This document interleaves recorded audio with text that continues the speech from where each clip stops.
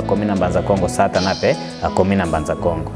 Tangu bakomi na Mbanza Kongo shikoyo Satana lati nyoka chiba yeko bota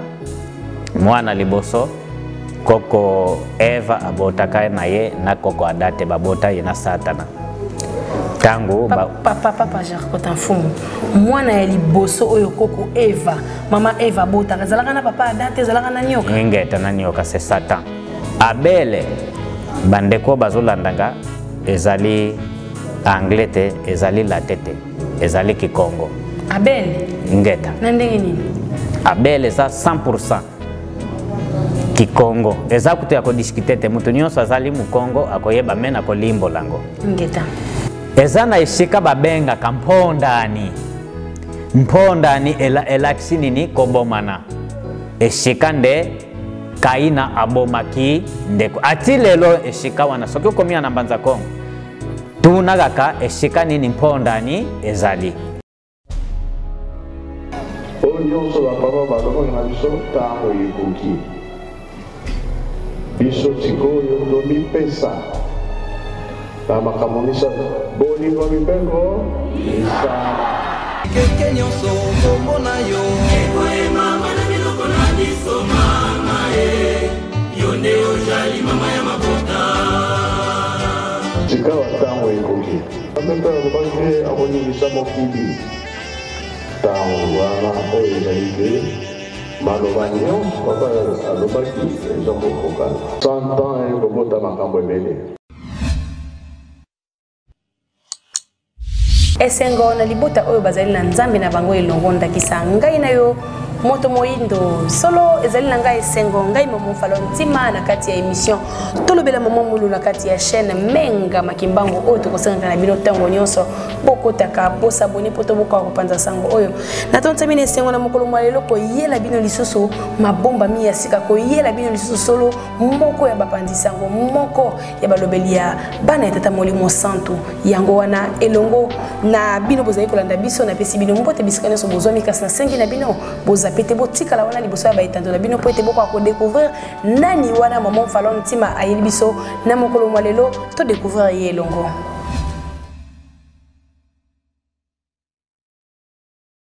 Baini bafongoli miso balingi babomanga baini basali makita pwete balonganga tataye yakambangu pwete obundelanga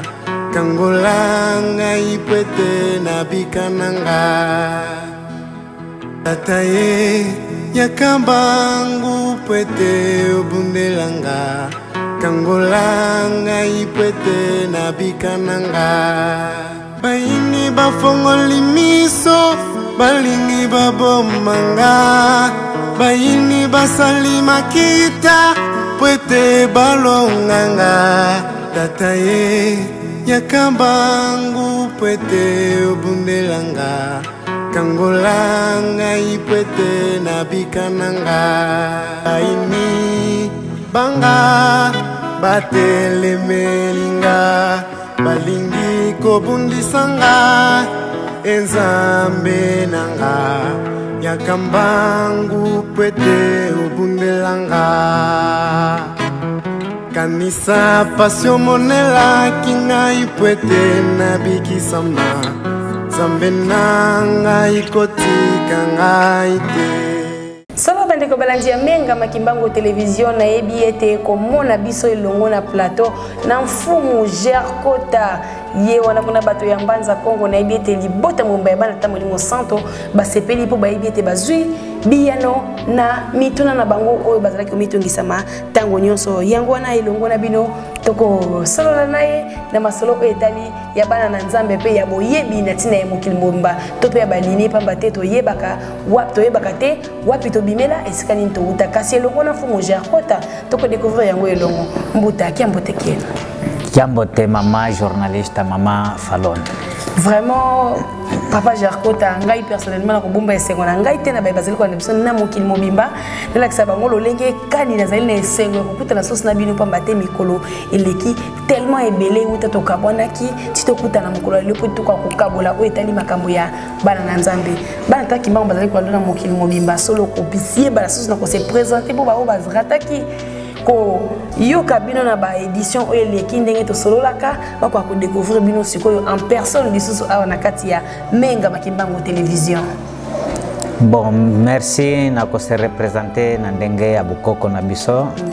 na kolekango nanu na Kikongo shima toko zonga na langi yo sepeli na ngoto loba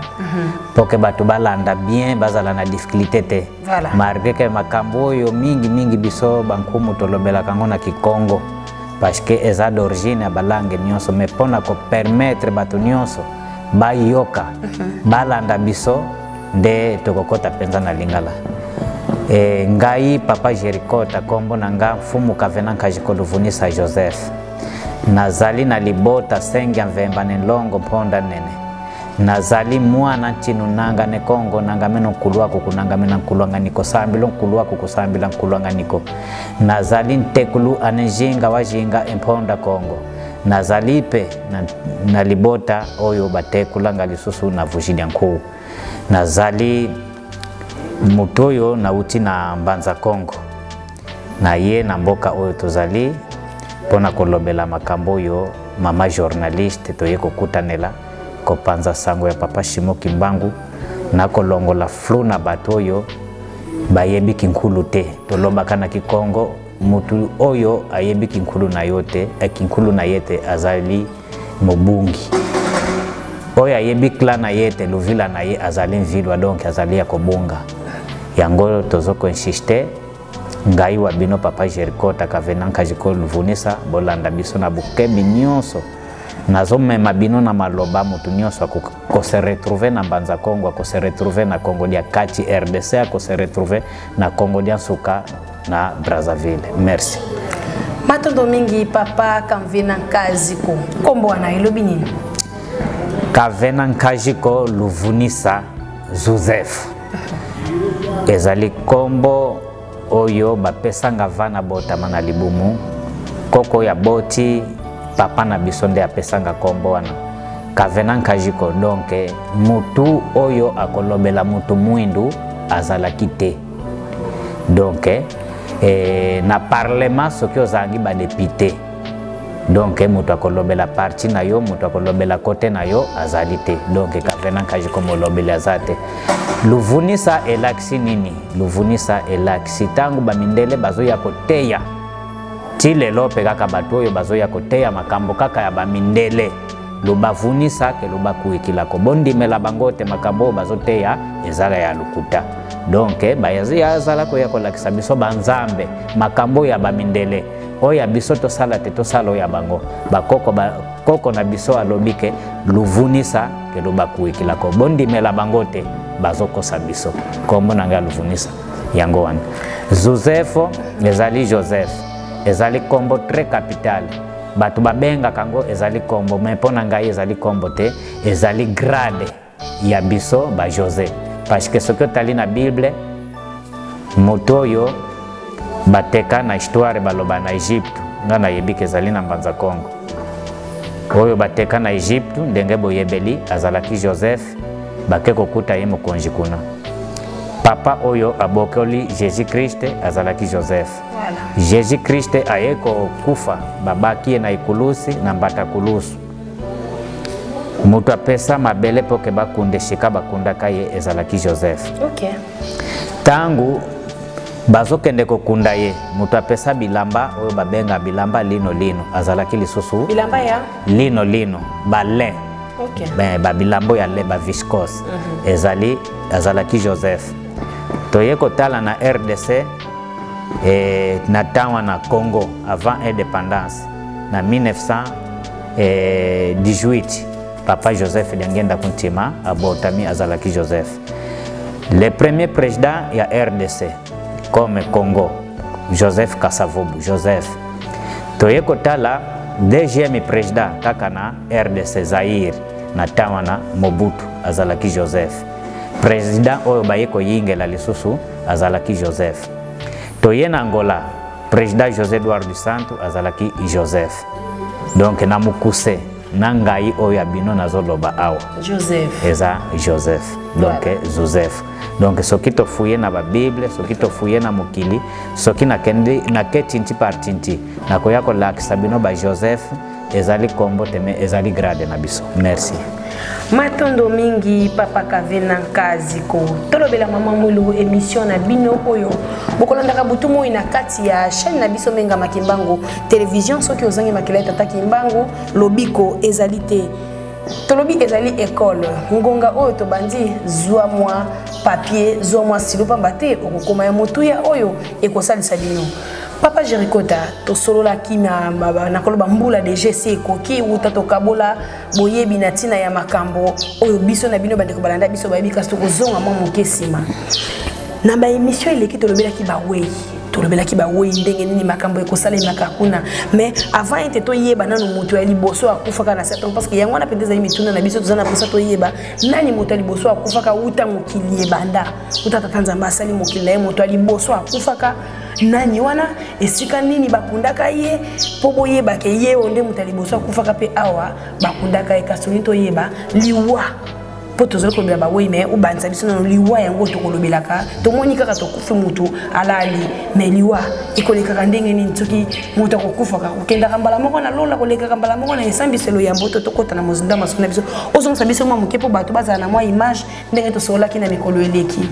na nkamba Nouveau Jerusalem shika mutu ayambwa salema tangu mutu ayambwa salemi na nkamba sale lisumu dia shina donc bandeli ya lisumu ezali keto kindoki tangu babimisi bango na nkamba bake na kendolo balongo na kendelo bake ko bomba manatadi balongwe na tadi bazui nzela na ndimba kenge balongwe wana Adana Eve voilà tangu balongwe kuna ti bamati ti shika sante dake ezali na Kishasa balongwe bake gambeti ya fleuve ati lutendele baleka kuna ti na mukuse bakomi na bandundu satana pe abandiko landa bango tangu satana komi na bandundu chikali koko ada na F bakeko vivre bambula 30 ans na Lubumbashi ezali na Kikongo Lubumbashi bosangisa mokili nde Lubumbashi nge ezali Kikongo nde bafandi kuna tangu balongwe nzamba lobikete lokola bozalaki na paradis o babengi lelo nkamba shikana sali bino bobebi saki bobuka kimibeko pashike na kati ya jardin wana oyo boyokaka ke ezali banzete mibale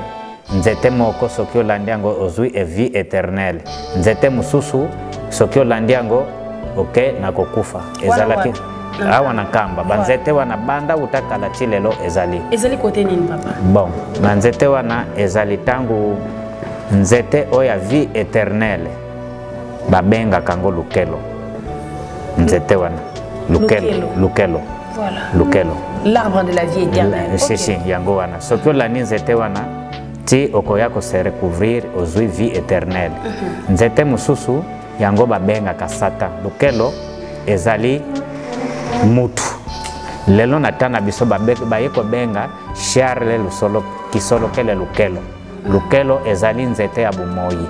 source ya mutu soki olandi ye okoyako se retrouver ozui vie éternelle shiko makambo bayebisa bango epa papa kisolo kele lukelo nzambe tata baboya kango balandi ya satana nzete oya kukufa nde a partir wana kozwa kindoki yeko bimisa liwa voilà awa na mboka nkamba tangu bazalaki awa babota kate bazalaki kaka bango mibale koko ada azalaki na mulai ya 40 metres koko Eve azalaki na mulai ya 38 metres nde bakendaki Lubumbashi shimakolongo zonga Lubumbashi ndenge komoni shema ndenge papa shimo amataka ndenge bazokende kokanga bakangaki ye ndenge peka kazalaki kokenda ti na Lubumbashi kozonga na ya ti Matadimayo bakoko pe bayaki kozonga na Matadimayo tangu bayema kozonga na Matadimayo toko kende mukuse bayeke ndenge lelo ezali bayeka sangulu balongwe kasangulu bayeko cha sonabata bayeko cha kisa donc papa ki na bokanga mi bakekanga bakeina yelongo na tangwa kala voilà wana papa Shimo Kimbangu ase representer na nzoto yote voilà. Shema oyo shiko papa Shimo Kimbangu alandi nde shema eshika nyonso bazala ko mema yoke kwende kotungisa ye kokanga ye donc makambo oyo koko Adana Eva bazala ko kende kokanga ye azala ko kende kofongola ngo na moma oyo azala ki neti bisoto zomona ye na prison menza be bakanga kayete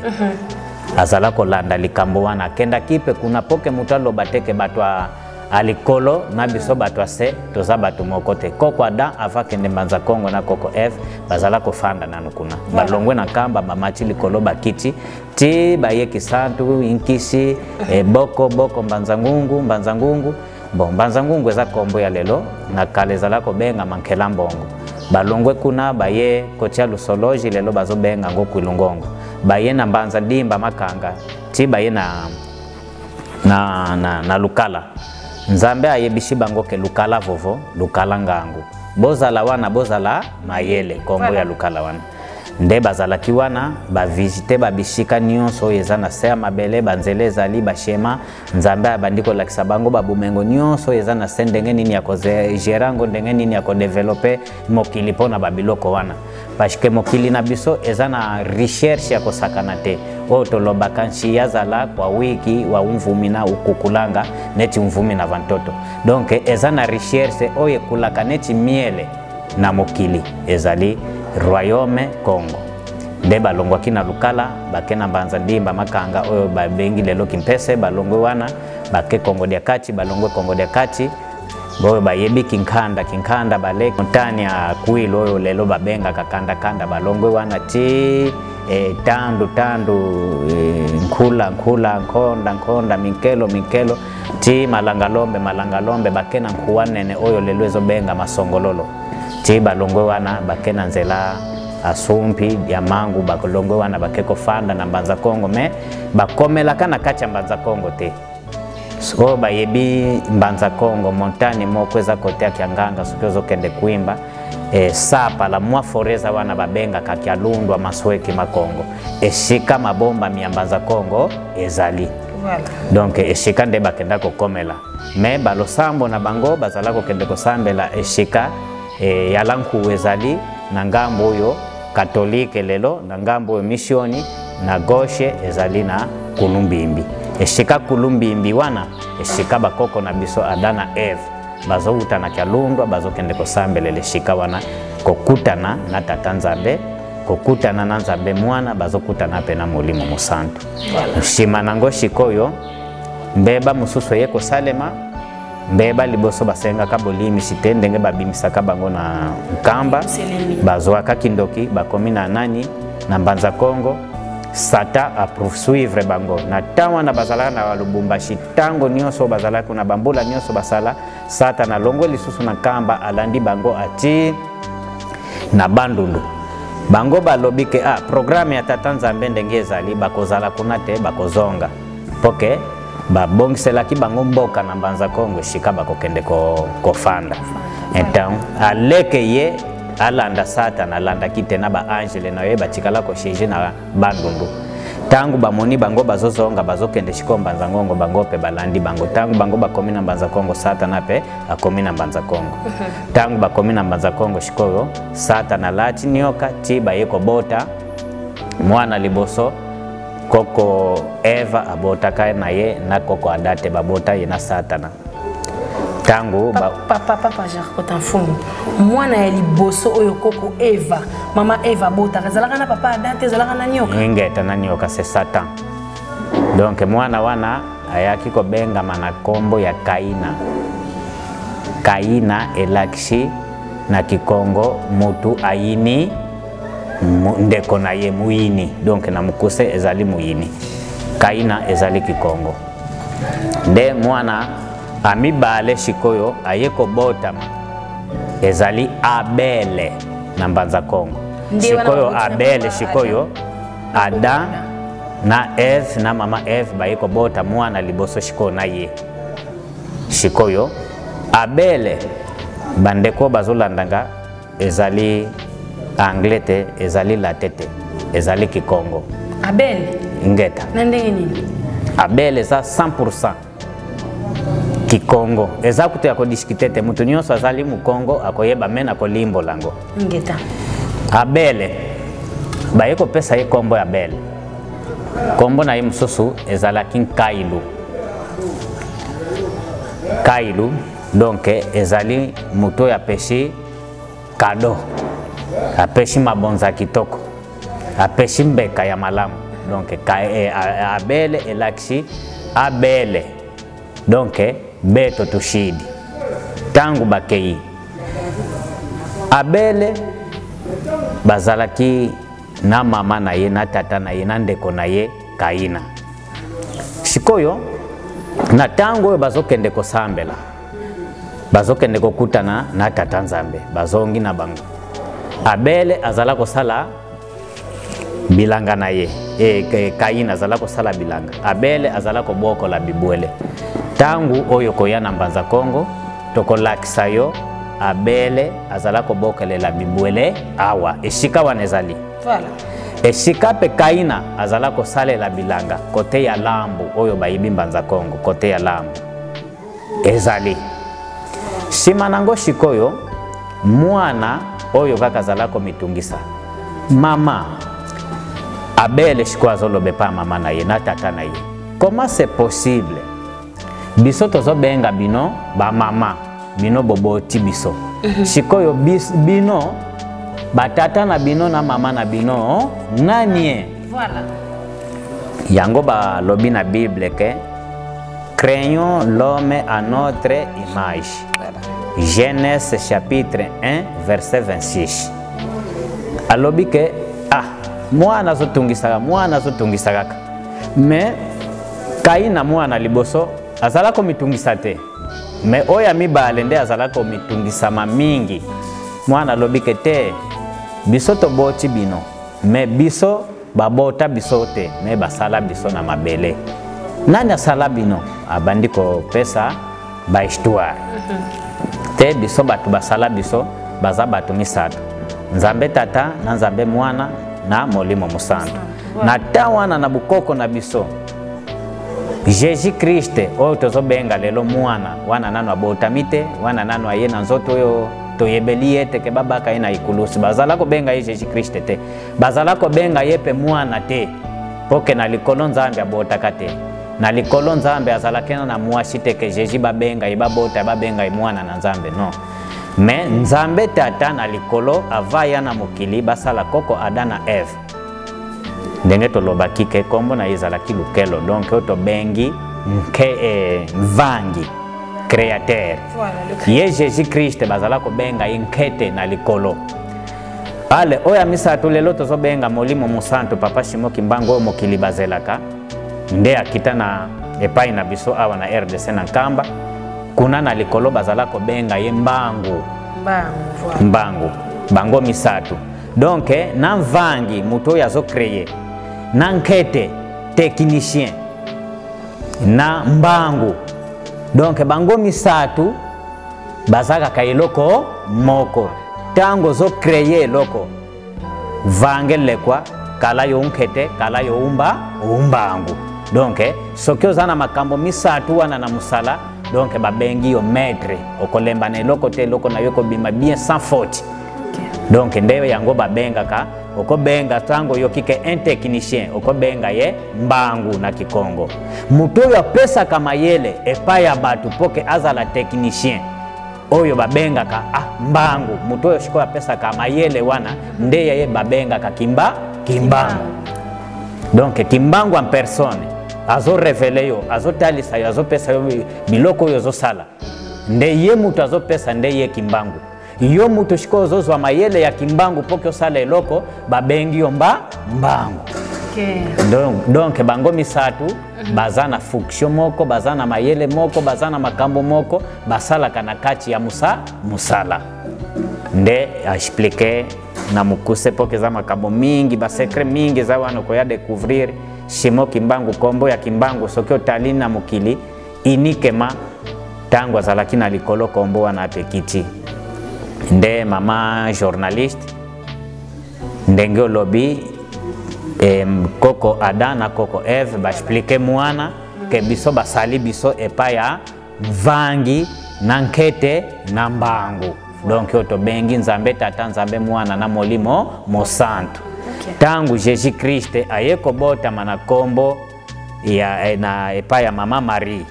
Donc bayeko pesa ye kombo ya Jésus Christ kuswa kya yave na Kikongo.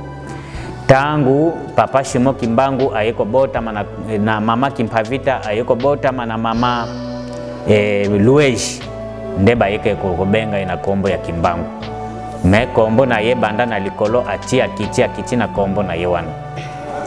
Simanango Abele bayebisi ye bapeshie lusansu ke biso basala biso. Voilà. Babota biso te. Ah, me na lingi na mona bato oyo basala bino. Nde bakenda kike avant okende kokutana na nzambe tata na nzambe mwana na molimo mosantu. Donc il faut que mema eloko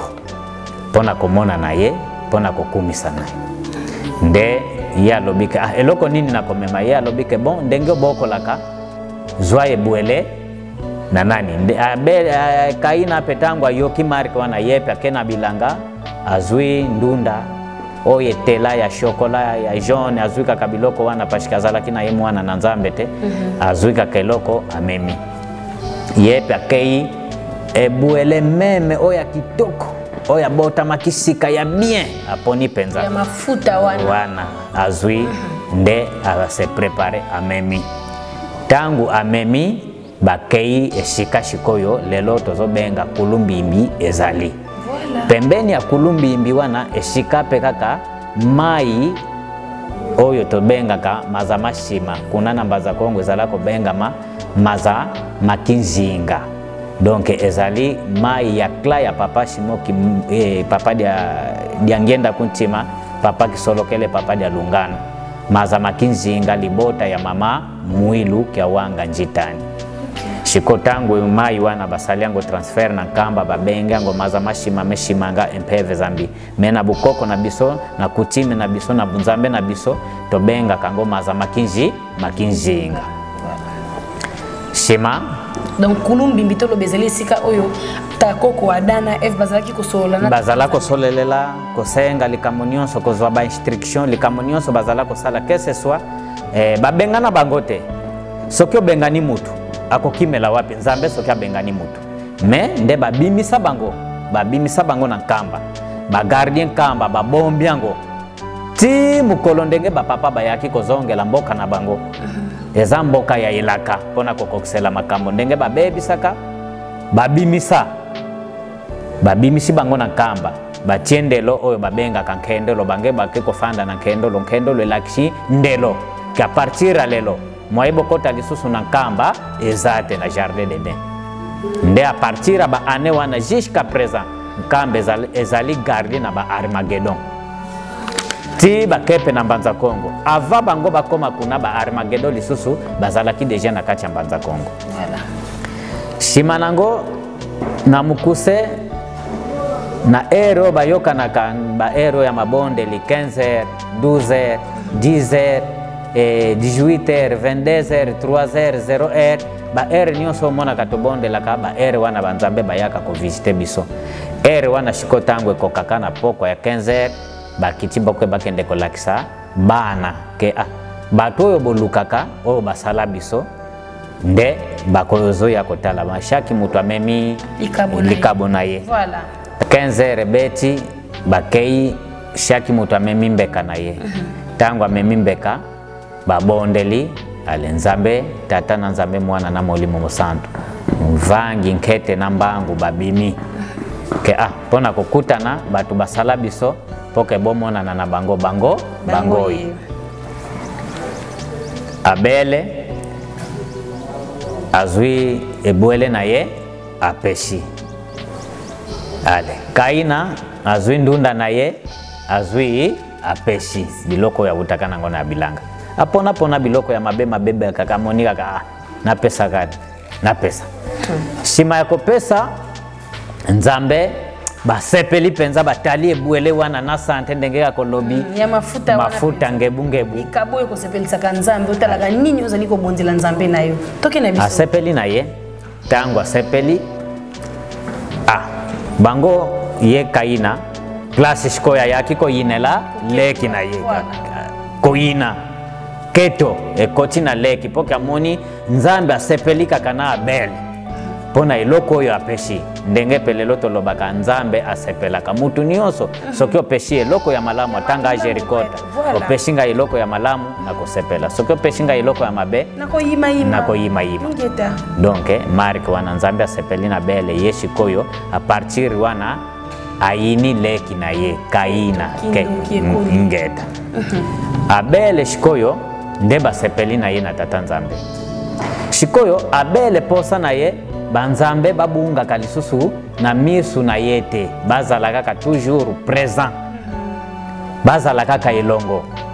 ya lobike bakengela kabiso na nzoto pe atina molimo ndenge bakeyi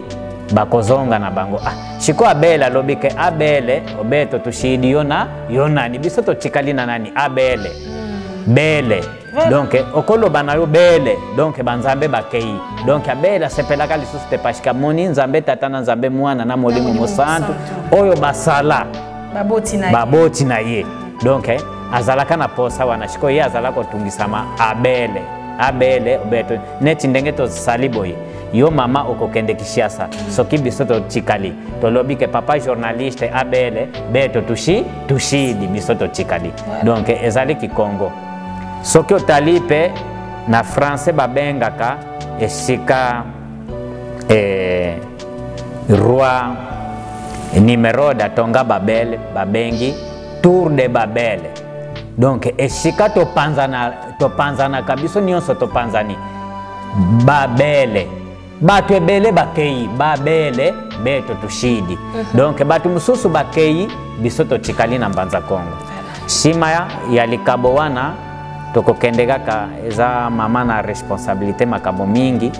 tokokendeka ka ndambu ona balandi bazolanda biso bazwa mwa parti ya likambo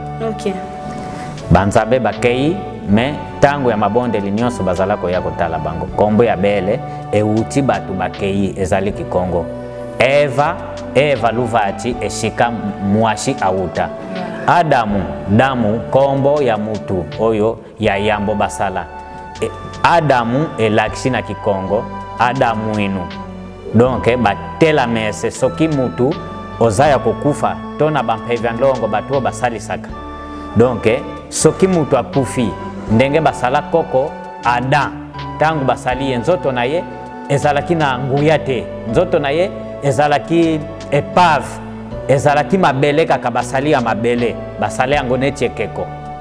shiko tangu vangi papa kisolokele lukelo Charles le diel père asali shiko nzoto wana na mabele yango bomona ka mabele nkamba ebikisaka batu pona nini ezali mabele oyo mutu asalamela donc etosa kanzoto oyo mabele wana soki koti na nzoto oyo ekotosa pashike euti na mabele oyo nkamba sikoyo mai ezana kati nzoto tina mabele yango wana merci tina ya mai oyo kolo Yesu ache mai na makila donc muna unkete wa mfumu Yesu mwana nzambe nkete donc ndena teknike na ye na nzoto oyo ezalike mabele akoki kotia makila na mai soki mai esili na nzoto na makila mutu asali nini ame na nzoto ekabwani yango babengi liwa donc nzoto na biso eza na mai tangu shikoyo mutu aye kosalema ale umbangu na bukebi nyonso na teknike nyonso na bumetre na ye kimbangu aye kotia molimo mosantu donc shiko sata azotala mais moya comprendre nini ezoleka ezate o babenga kao naza témoin de Jéhovah oyo azalaki témoin tangu bazosala mutu satana ye wana nde tokobenga yo oza témoin oui mais biso shikoyo ba témoin ya Shimo Kimbangu tozali ba témoin ya papa Diangienda. Tozali ba témoin ya papa Shimo Kimbangu Kiangani. Tozali ba témoin ya papa André Mbenza. Lelo totikali na ye na Yerusalem. Azo sala makambo nyonso biso tozomona. Tozotala, azotinda biso tozopesa ye mbote. Donc oyo azalaka témoin ya mutu wana, oyo azovivre oyo azomona. Na ta wana sele mutu kaka azalaki wana, c'est Satan na ba ange na ye. Donc maman Faloni Abele Azuimbeka apeshi banzambe bakei kaina yini ndeko na ye soki oke na Mbanza Kongo tango kokoma na Mbanza Kongo nazala te toke na bino. Merci. Ezana ishika babenga kampondani mpondani elakisini ni kobomana eshika nde kaina abomaki ndeko ati lelo eshika wana soki okomia na Mbanza Kongo tunagaka eshika nini mpondani ezali Abele bakeko boma ye epaya ndeko na epoke shiba yinakiye. Shikoyo liwa nini ezali accident akati ya kingo amelie makila ola tango azui makila ebimi ameli ti lelo monaka batu nyonso bazaba mikonji batu nyonso bazosala na nani bamelaka makila ya batu pona sacrifice liboso Abele Kaina asala pona Abele tango Abele akufi bamemi ye wapi eshika lelo bazobenga yalanku ezali. Donc pembeni ya Kulumbimbi na yalanku wana eshika nde Abele bayaki kokunda ye na kati ya Mbanza Kongo de mama journaliste mutuno zotuna mutu aye yambo akufa na mokili ezali Koko Adam teto mama Eve. Koko Adam asalaki 930 ans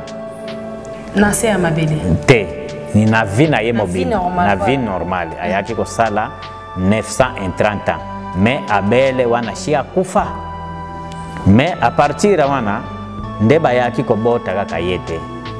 bayaki ko bota baseti bana Abele babota kina bana bashime na Bible moye batanga bango ezate. Voilà. Batu wana bazalaki bakoko na biso bazalaki batu mwindu.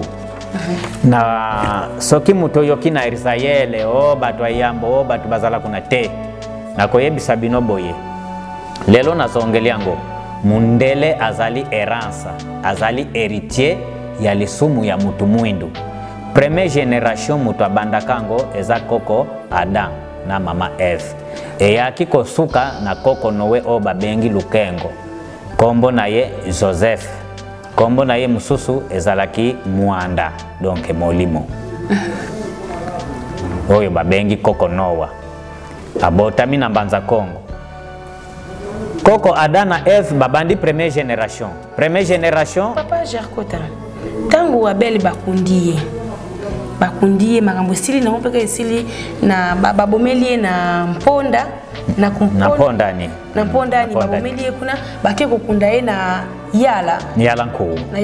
ngeta na kati ya Mbanza Kongo ngeta tango bakundiye esili na nkaka bongo lokola po babomaki ende kona bomi injustement est-ce que molimo na ye eganga kiteto eganga katende bolbaki batu bakunda maka injustement ni to mona batu so mona na kiboye tami kona na koka kite babomaki ye Abele esala nini esalamaki ndenge bakende kokunda ye esika wana. Vraiment mama makambo ezali mingi tokokende nango ezali responsabilité munene soki tokeka na pamvu batu bakomona biso neti te mais tozokende nango na ndenge zotuna ezali malamu mingi. Nasukisa nano eshika wana. Voilà, merci beaucoup papa. Merci ma. On dit beaucoup ngeta. Kobanga te. Kosimba te te loko eza wana.